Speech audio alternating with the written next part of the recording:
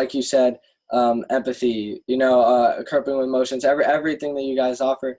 I also feel like being kind to ourselves is a really big thing that not a lot of people pay attention to. Why should we be kind to ourselves? I mean, like, what are the benefits? Mm-hmm.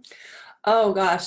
So as you know, and I've seen it in your own writing, Adam, that what we're dealing with right now in our country and even internationally is a real increase in anxiety and depression Yeah. and stress, and particularly among young people, and kids, teens, and college students.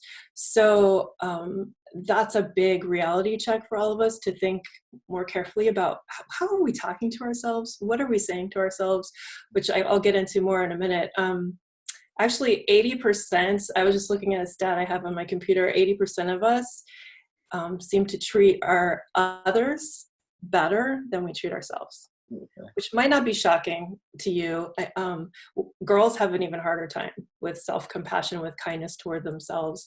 And I think the numbers for teens are really probably a lot higher. This is an adult. They've definitely risen in the past years. Right. And so what's happening in the teen brain right now for people like ages 10 and older, the brain is developing. And so your mental capacity as a teen is changing.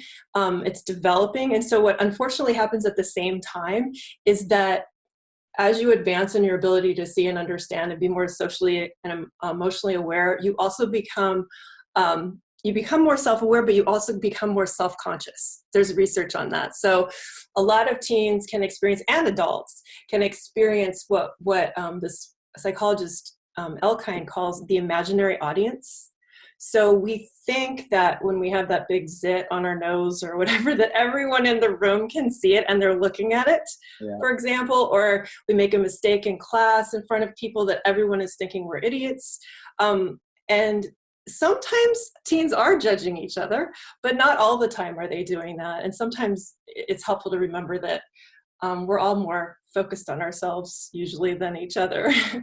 But because we become more self-conscious as teens, we also become more self-critical and more judgmental. So it's really, really important to have skills that will help you to be kinder to yourself.